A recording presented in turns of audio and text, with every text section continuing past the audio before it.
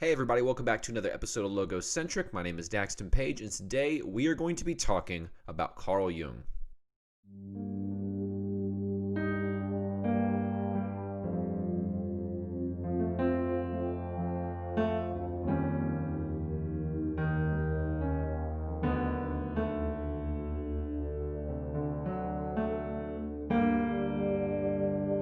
So, one of the things I wanted to really dive in today is what I'd like to call the Jungian Revolution. And in that sense, it hasn't happened yet, but I'm pretty optimistic. And I think the reason for that optimism is the growing mainstream awareness of Carl Jung and his works. Now, why are his works important, in my opinion? Well, for a few things. I think he took on the process of updating and refining Immanuel Kant's presuppositions about reason and its access to the physical world, right? Now, Kant took a pretty extreme position that I think Jung validated some aspects of his thinking, but corrected it where it needed major correction. By the way, I have a video about Immanuel Kant. If you haven't heard anything about that philosopher, check out that card, and that kind of dives into whether Immanuel Kant was a pro-enlightenment or counter-enlightenment figure. There's some opposing viewpoints on that you can check out in that video, but really the main crux of it is Kant questioned a pure empirical framework that people could actually have access to the objective world. I know that sounds kind of confusing, but so let me kind of go down this hole a little bit. What Carl Jung did right in studying Kant's analysis is he separated the somatic from the psychic. And the somatic is basically the empirical physical world, and that would even include the psyche. But the psychic side of consciousness, you could say, and our ability to perceive it, is not rooted in objective reality. So to keep refining what I'm exactly talking about here, for hundreds of thousands, maybe even a million years, depends on your evolutionary framework here and what time span you're looking at, but you could say for hundreds of thousands of years before humans became civilized, we relied on myths, and those myths showed us what the empirical world was. Well, at least we thought it did, right? And what these myths were trying to do, they were trying to articulate inside them wisdom that would eventually lead to greater understandings of the empirical world, even if it started with an initially flawed view using the myth. Right? Basically, the myth gets you going so that you can even have the sort of awareness to find the objective reality.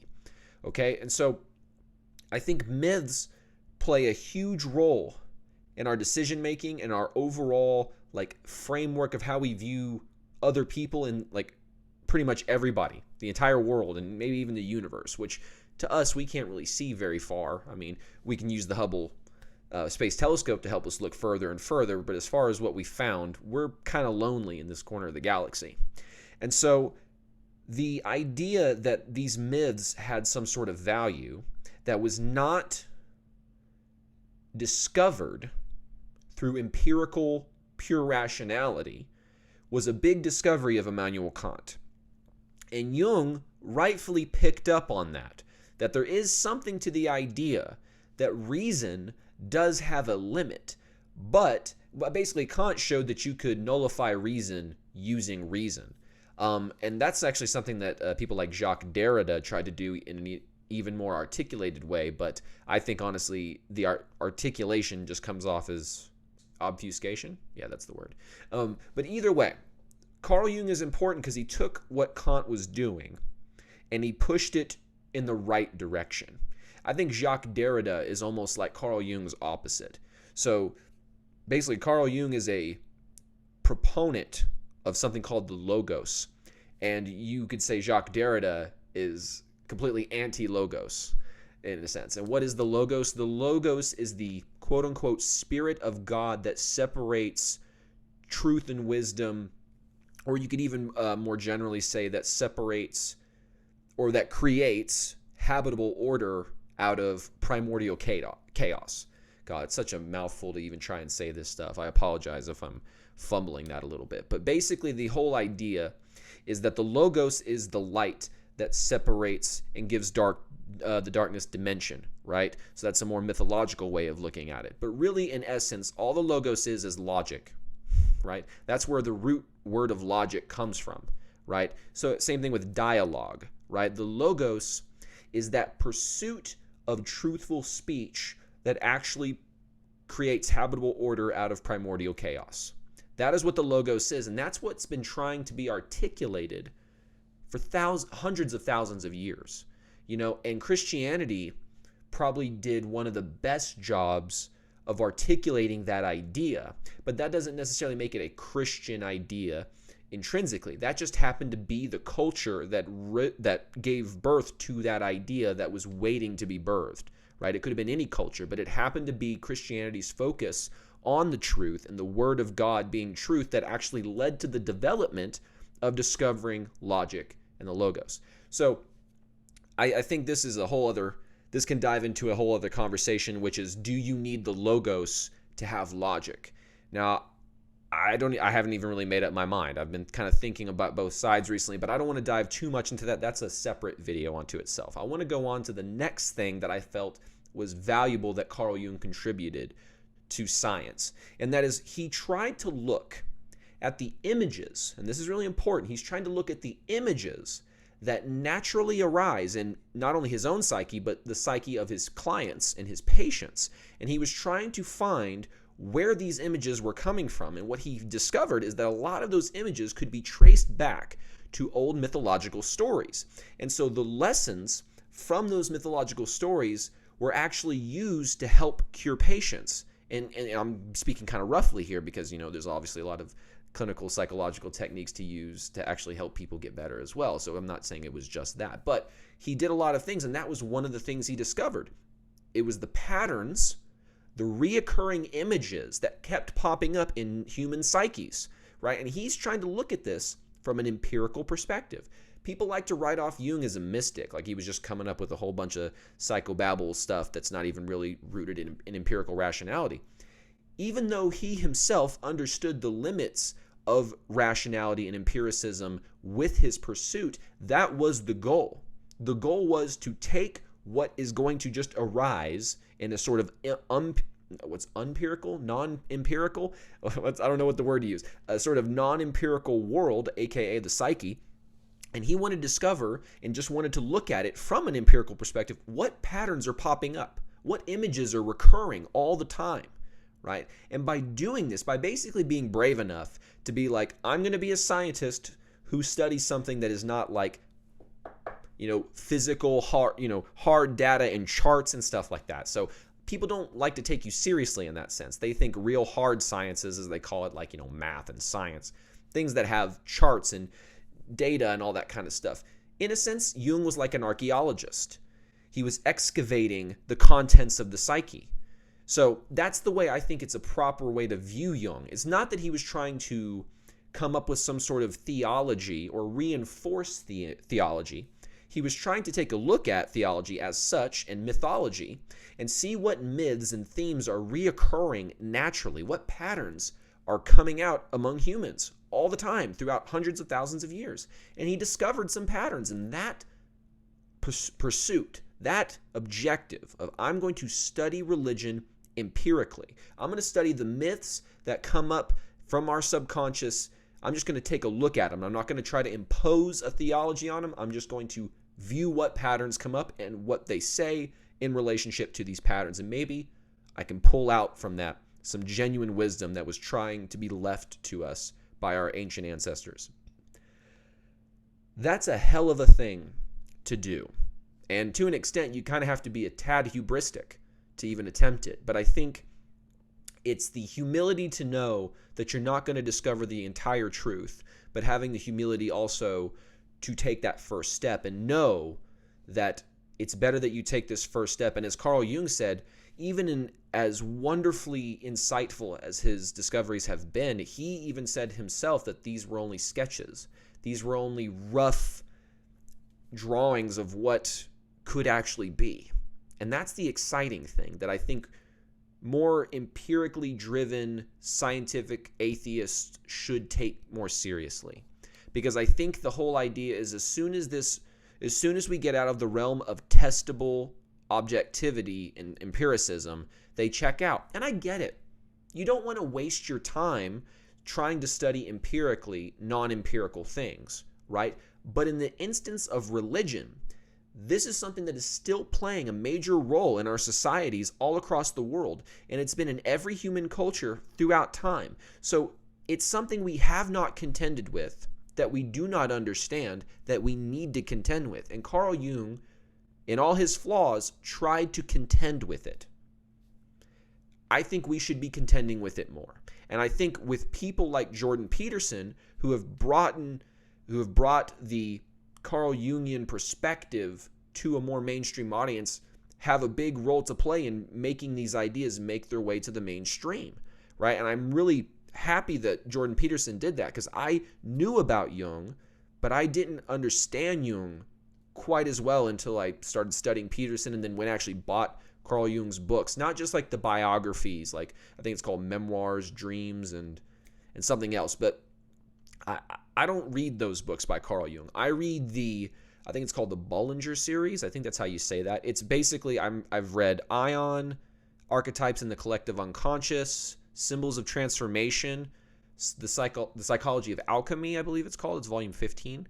So those are the type of books by Jung that I read, and I recommend that you read. And they're very hard to understand at first, but if you understand what he's getting at, what is his goal, and what I described in the previous couple points is sort of his goal. He's trying to look at religion from a scientific perspective and see what patterns pop up naturally.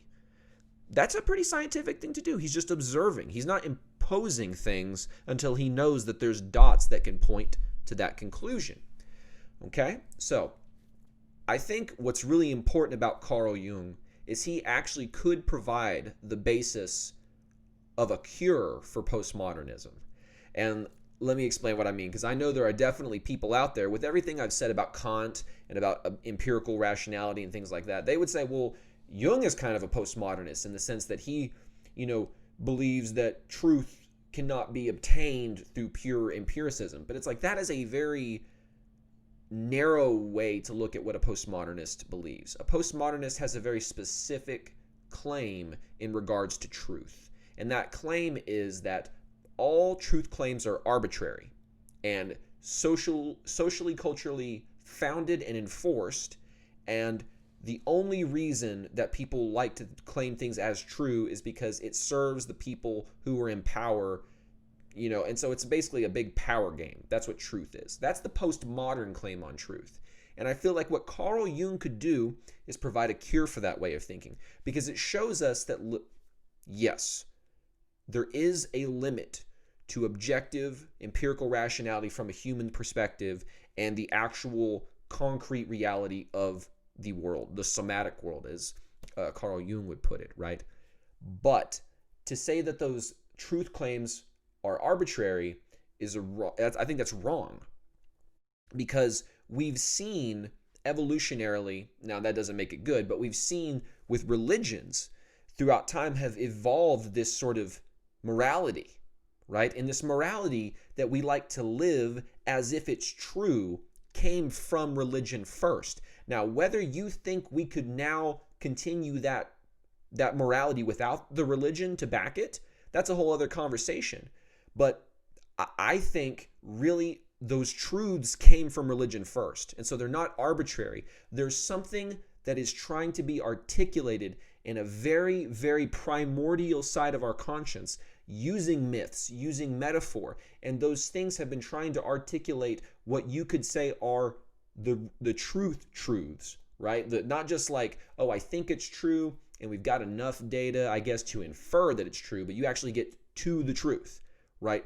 I feel like postmodernism can be cured if we took a Jungian perspective, because we would still appreciate the limits of reason, but not push that to an extreme where we think that there's nothing that reason can understand.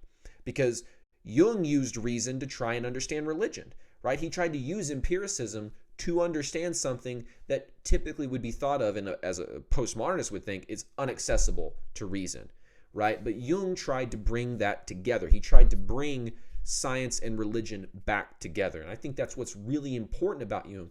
And that's something, I think, to move on to my last point, what makes him so important of a thinker and a psychiatrist, a psychologist, a philosopher, however you want to think of Jung, because he's kind of all three at once. He has provided, in the words of Edward Edinger, a Jungian scholar, he has provided the psychological basis for the unification of all the world's religions. Think about what I just said. I'll say that one more time because it's a huge thing. Jung has provided the psychological basis for the unification of all the world religions. Can you imagine what that would mean for our species? Could you imagine what that would mean for humanity if we were able to do that? The peace that would be created from that unification and the innovation that would come from it and the understanding, like, we know how bad, things can always get worse. That is a truism. But we know how bad things can get. I mean, it can get worse, but we've seen how bad things can get. Look at the 21st century or the 20th century. It's full of so much carnage amped up by the Industrial Revolution that it's astounding. If you look at the famines of the Great Leap Forward and the Holodomor in Soviet Russia and China, those two instances. If you look at what happened in Cambodia, what happened in Nazi Germany, what happened in North Korea currently, it's really sad. So we know that human beings can get very, very dark. But we haven't seen the best side of us yet. We haven't seen what we're capable of once we really unify, and not just through some like peace treaty. Okay, we'll sign this piece of paper because we can't not point guns at each other.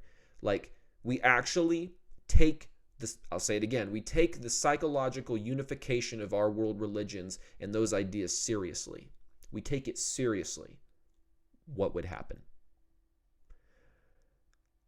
I bet there would probably be some chaos with anything in life, but I think the good would outweigh the bad. I really do. Can you imagine if the Sunnis and the Shiites were not at each other's throats anymore? Can you imagine if just think of every major cultural conflict that's a result of differing religions or sacred holy land and things of that nature? Can you imagine all those things that would potentially disappear once we understood the true unification of our religions? And what exactly about our religions, what are they trying to teach us? How are they all similar? That's another thing I liked about Jung. He talks a lot about Christian symbols because he's primarily trying to understand and revivify the Western culture. But he studied a lot about Eastern culture as well, and the Taoists and things of that nature. And so I think he was a great person who sort of looked at what both sides of the aisle, as far as religion, East and West, had to offer, and what they were both trying to articulate, and what was correct about both of them and what was incorrect about both of them. Jung's notion of the paradoxical God image is one of the greatest discoveries of modern man, or of mankind in general. And that's the thing too, is it's not even the full answer. It's the skin of the apple. And it's up for us. It's up to us to take that bite and actually get to the core of what's going on. I really appreciate you guys watching this episode. If you like this, hit the like button and hit the subscribe button, as well as the notification bell, because I've heard some people say that even if you subscribe, that's not a guarantee that you're going to see the video up in your feed. So if you hit the notification bell, you will be notified next time I post a video. I typically like to do about one video a week for a month, and then I'll take a couple weeks off and do the same thing, right? And so be up to date for the next content that's coming out. Also, you can head over to ThinkSpot and locals.com, where we're having conversations about really deep topics. I'm talking about things like metaphorical substrates. I'm talking about things like free will and determinism and whether they can actually coexist, and topics all like that. And so get in on the conversation, head over there, and yeah, I will see you guys on the next one. I'm Logocentric. Thank you for watching.